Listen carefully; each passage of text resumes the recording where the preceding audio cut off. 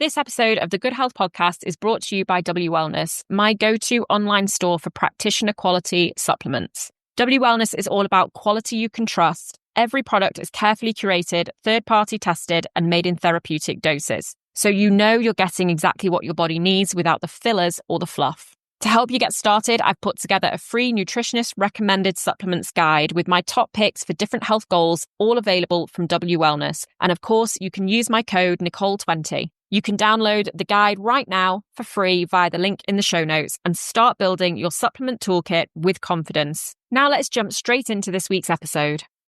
Welcome to the Goode Health Podcast. I'm your host, Nicole Goode, a certified functional medicine practitioner, registered nutritionist, and author.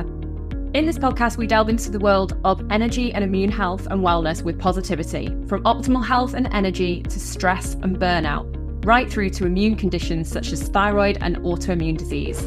We deep dive into functional medicine, nutritional medicine, and lifestyle medicine, as well as the personal stories of our amazing guests, from Olympians to famous faces and guest experts from all different parts of the health and wellness world.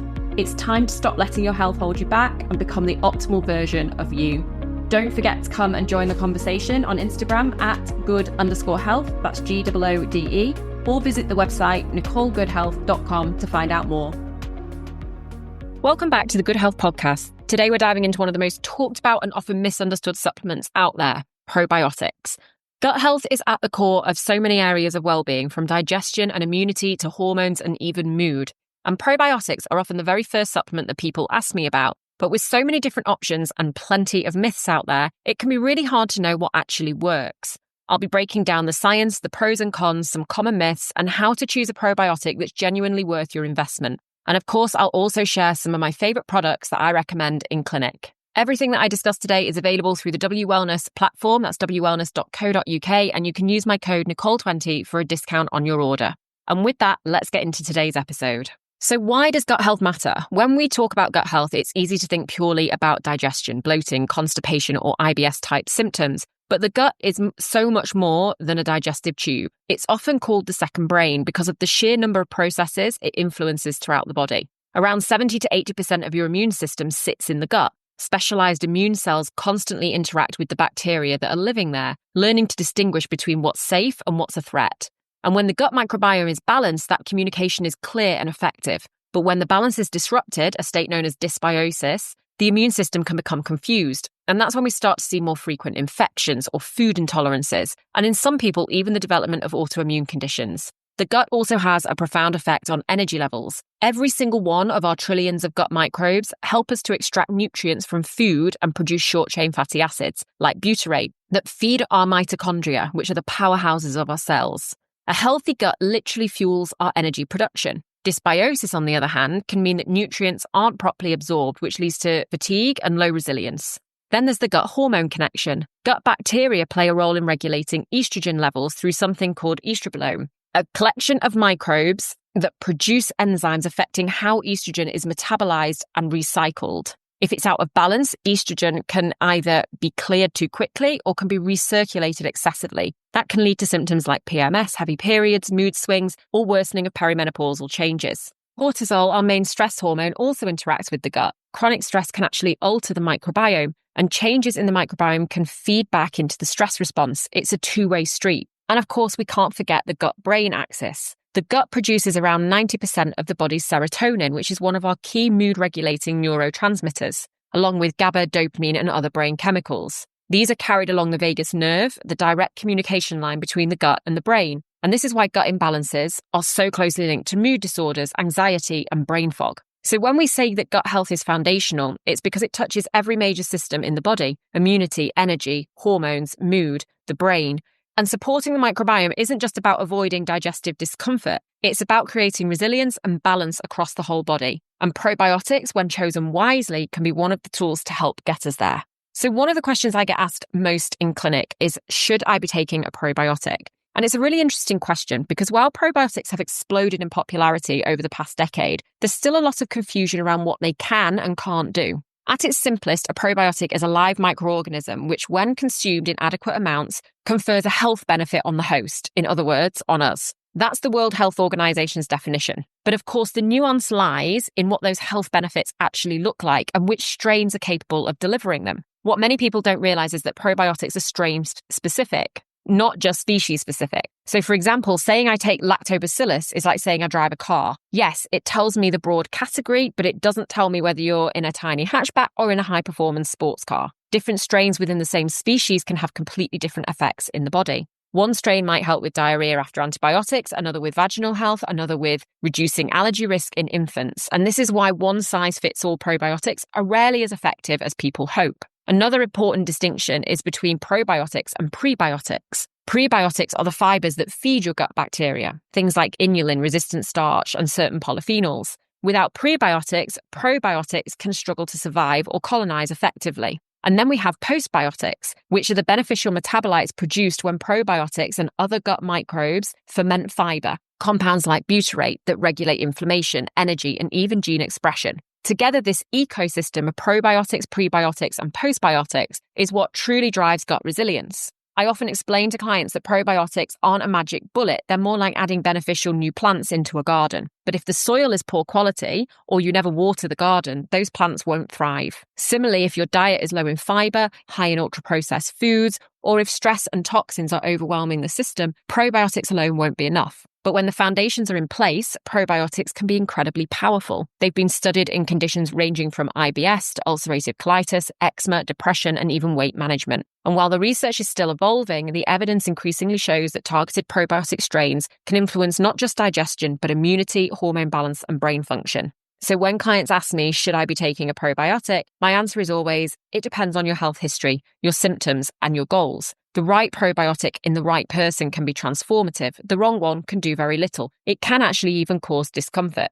And that's why it's one of the most common and also one of the most important conversations that I have in clinic. And just to be clear, this is an educational discussion. Not all probiotics are created equal. And what works beautifully for one person may be completely ineffective for another. The key is understanding how to match the right probiotic to the right situation. So let's look at what probiotics actually are. At their core, probiotics are live microorganisms, usually bacteria or yeast, that when consumed in sufficient quantities provide a health benefit to the host. But it's worth unpacking what this actually means in practice. So let's look at the live part. For a microorganism to count as a probiotic, it has to reach your gut alive, survive the acidity of the stomach, and remain viable enough to interact with your microbiome. This is one of the reasons why quality and delivery method matter so much. Some probiotics simply don't make it past the stomach intact, which is why stability testing and capsule technology are so important. Second, not all bacteria in supplements or in fermented foods are probiotics. A probiotic is only a probiotic if it has been clinically studied and shown to have benefit.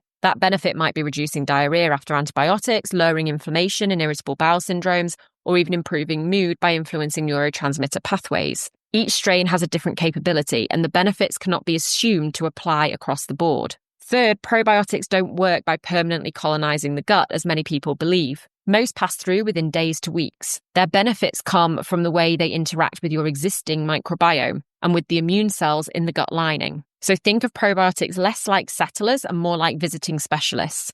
They might not live there forever, but whilst they're present, they can produce metabolites, outcompete harmful microbes, strengthen the intestinal barrier, and modulate immune activity in a way that can have ripple effects across the whole body. And this is why you'll often hear about probiotics influencing not just digestion, but also immunity, hormones, metabolism, and brain health. The gut is the command center for so many systems, and probiotics are one of the tools that we can use to send positive signals through that network. So when we talk about probiotics, we're not just talking about generic good bacteria. We're talking about very specific, clinically validated strains that when taken at the right dose and in the right context can have targeted effects on health. So let's take a look at how probiotics work. One of the most fascinating things about probiotics is that their benefits don't simply come from adding more good bacteria to the gut. Instead, they work through this series of complex mechanisms that influence the entire ecosystem of the microbiome and beyond. So firstly, they support the gut barrier. The lining of the gut is only one cell thick, and its integrity is crucial for health. When that barrier becomes compromised, often called leaky gut, unwanted particles like toxins, food proteins, and microbes can slip through into the bloodstream, and that triggers inflammation. Certain probiotic strains can strengthen this barrier by increasing mucus production, enhancing the tight junctions between cells, and even producing antimicrobial compounds that keep harmful bacteria in check. Secondly, They can help with modulating the immune system. So around 70 to 80% of your immune cells are found in your gut. So it makes sense that probiotics have a direct line of communication with immunity. They can stimulate anti-inflammatory T regulatory cells, reduce excessive immune activation, and help teach the immune system tolerance, the ability to recognize the difference between friend and foe. And this is why probiotics are often studied in allergies, autoimmunity, and conditions like eczema. Thirdly, producing beneficial metabolites. So probiotics don't just take up space in the gut.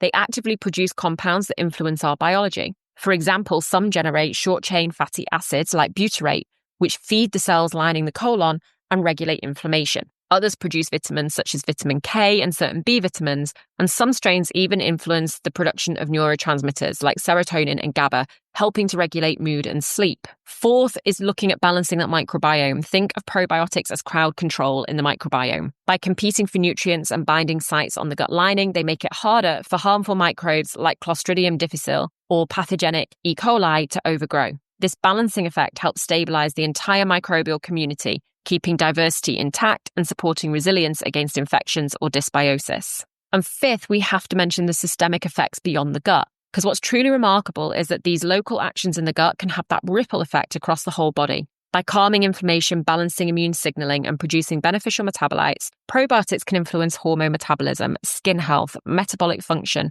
and even brain activity via the vagus nerve. And this is the essence of that gut-body connection, and why probiotics, when chosen correctly, can be so powerful. So probiotics are not simply topping up your gut with good bacteria. They're sophisticated biological tools that can interact with the gut lining, the immune system, and your existing microbes to create systemic shifts in health. At the heart of probiotic science is the gut microbiome, which is the vast community of trillions of bacteria, viruses, and fungi and other microbes that live permanently in the large intestine. To put it into perspective, you have more microbial cells in your body than you do human cells, and their collective genetic material, known as the microbiome, outnumbers your own genes by at least 100 to 1. So far from being passive passengers, these microbes are active participants in digestion, immunity, hormone metabolism, and brain function. From a digestive perspective, the microbiome helps break down complex carbohydrates and fibers that we can't digest on our own, producing short-chain fatty acids like butyrate and propionate. These not only provide energy for our gut cells, but also regulate inflammation throughout the body. Immunologically, the microbiome is in constant dialogue with immune cells, shaping the way the body responds to infections, allergens, and self-tissues. And hormonally, certain microbial communities form the estrobilome, which controls how estrogen is metabolized, recycled, or excreted, with direct effects on that PMS, perimenopause, or hormone-driven conditions.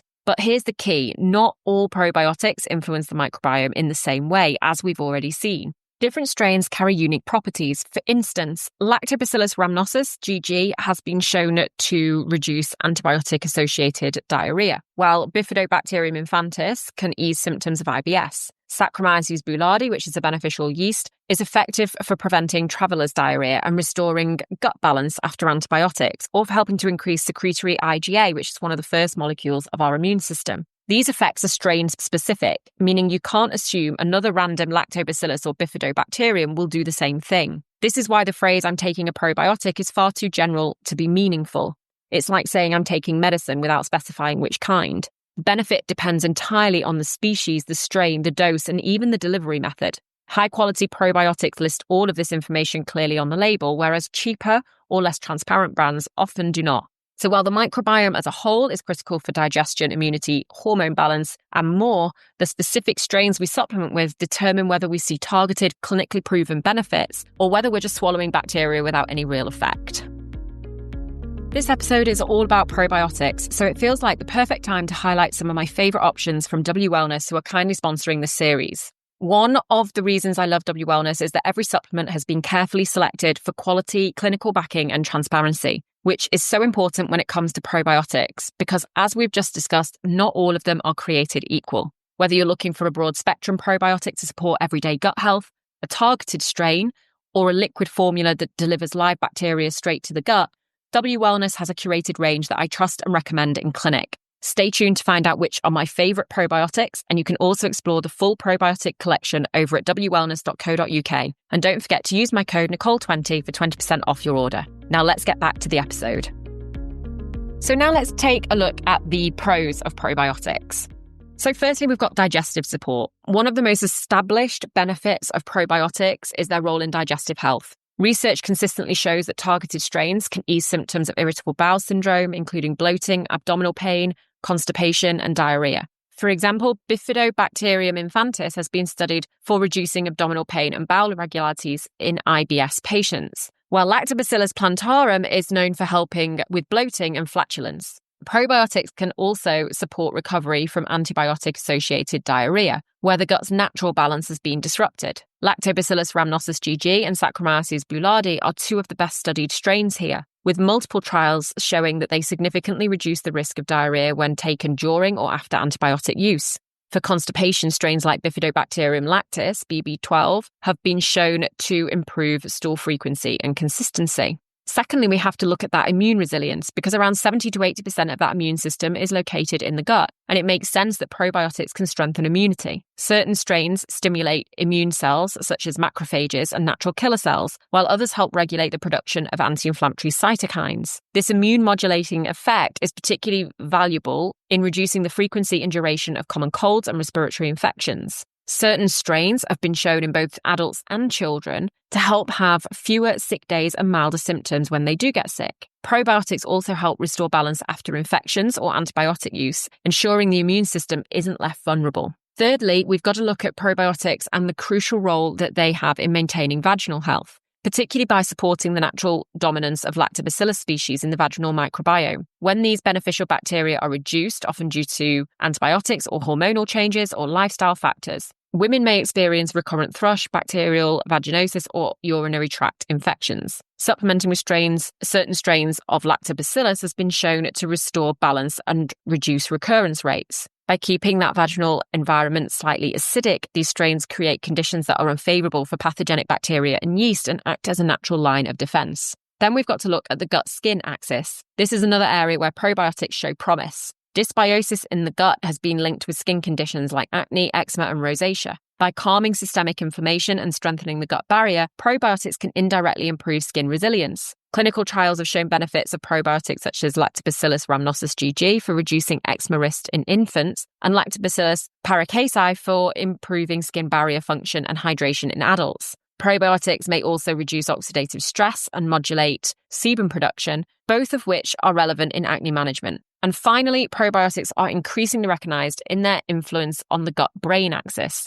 Certain strains are referred to as psychobiotics because of their ability to impact mood, anxiety, and cognitive function. They do this through multiple mechanisms, producing neurotransmitters like serotonin and GABA, reducing systemic inflammation that can cross into the brain, and modulating the vagus nerve's communication with the central nervous system. Certain strains of Bifidobacterium have long been shown in clinical trials to reduce stress and improve cognitive performance. Other strains of Bifidobacterium and some strains of Lactobacillus has been associated with reduced anxiety and depressive symptoms. Although this field is still evolving, the evidence is compelling enough to consider probiotics as part of a broader approach to mental well-being. Now, we've looked at the pros, but we've got to look at the cons and the limitations of probiotics. Firstly, probiotics are not a quick fix.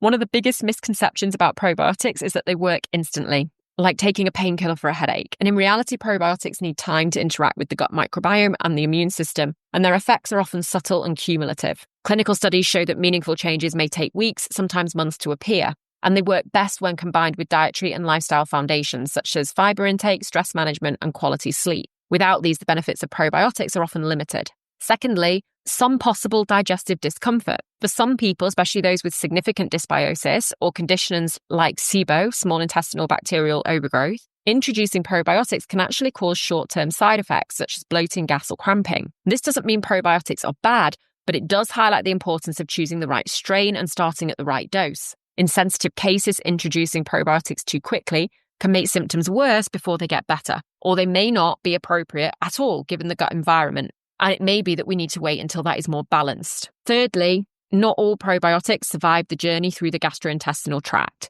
Stomach acid and bile can kill off large numbers of bacteria before they even reach the colon, which is why delivery systems, such as enteric-coated capsules or liquid suspensions, are so important. Cheaper probiotics often lack this technology and may contain strains that are poorly researched or at doses too low to be effective. And this is why brand transparency and clinical backing are non-negotiable when selecting product. Fourth, we have to look at condition-specific limitations. So while probiotics have a wide range of potential benefits, they're not suitable for everyone. People who are severely immunocompromised, for example, those undergoing chemotherapy or organ transplantation, may be at risk of infections, albeit very rarely. Similarly, in certain cases of active SIBO, probiotics may exacerbate symptoms rather than relieve them. These situations highlight the importance of individualized advice rather than blanket recommendations.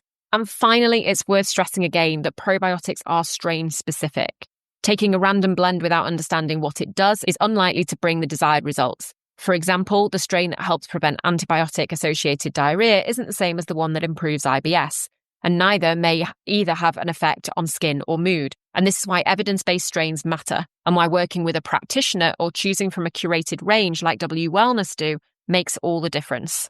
So now let's debunk some of the common myths around probiotics. So myth number 1, all probiotics are the same. We've already touched on this. This is probably the biggest misconception I hear in clinic. People often assume that any probiotic, whether it's a supermarket capsule or a premium formulation, will deliver the same results. In reality, probiotics, as we've already said, are strain-specific, meaning each strain has unique properties and has been studied for specific benefits. Taking any old probiotic is like taking any old medicine. Unless it's the right one, it might do nothing at all. Myth number 2, yogurt is enough. So while fermented foods like yogurt, kefir, sauerkraut, and kimchi can be fantastic for gut health, they typically don't contain probiotic strains at the doses used in clinical trials. Yogurt might contain live cultures, but the species and amount vary widely, and often the bacteria don't survive long enough in the gut to make a therapeutic difference. Fermented foods are really wonderful for supporting microbial diversity, but they shouldn't be confused with targeted probiotic supplementation. Myth number 3, more strains equals better.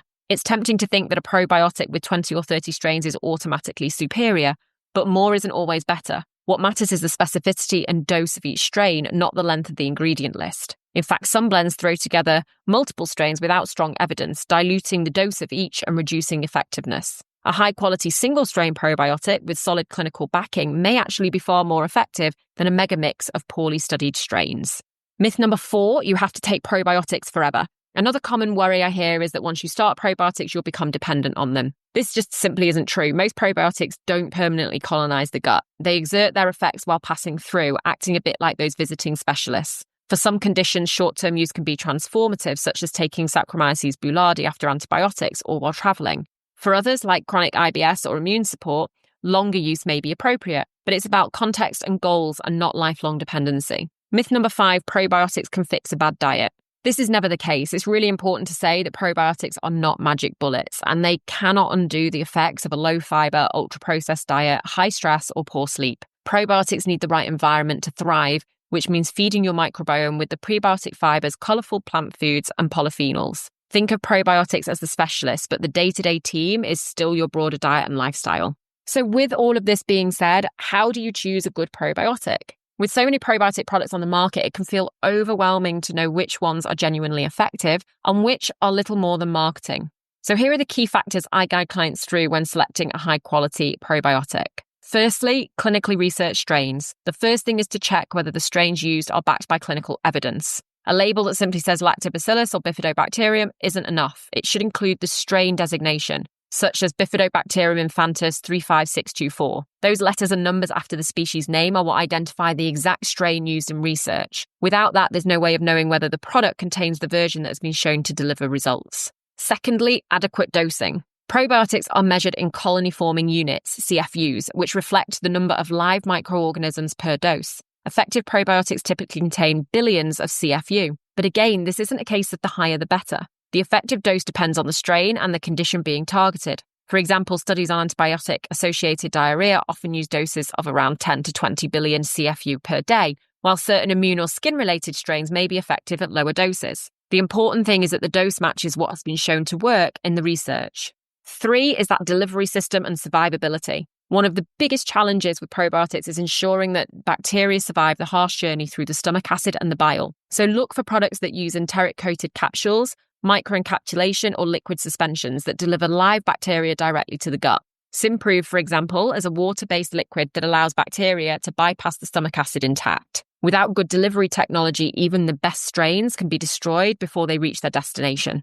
4th, as ever, brand transparency and quality testing. High-quality brands should be transparent about their strains, doses, and quality testing. So look for companies that publish stability data. showing the probiotic maintains potency until the end of the shelf life, not just at the time of manufacture. Reputable products will also be free from unnecessary fillers, allergens, and poor quality ingredients. If a brand is vague or is hiding behind marketing buzzwords, it's usually a red flag. And finally, match the strain to the goal. Perhaps most importantly, choose the probiotic that is targeted to your needs. And this isn't something that is always easy to do. And this is where it can be really beneficial to work with a practitioner who can help you to do this, or to have a supplement review with a practitioner who can run through all of these things with you and find the right one for you. In short, a good probiotic is about quality evidence and fit for purpose, not just grabbing whatever's cheapest on the shelf. And if you want a supplement review, you can jump into the show notes below and you'll find a link to book one of those. So when clients ask me which probiotics do I personally rate, I always emphasize that it does depend on the individual and their goals, but there are a few standout products that I trust and use regularly in clinic. All of these are available through wwellness.co.uk, and you can use my code Nicole20 for a 20% discount. So first of all, we've got Simprove. This is the probiotic that I actually take myself regularly. What makes Simprove so unique is its delivery system. It's a water-based liquid, which means that the bacteria are in a live active state and are able to survive the stomach acid and reach the gut intact.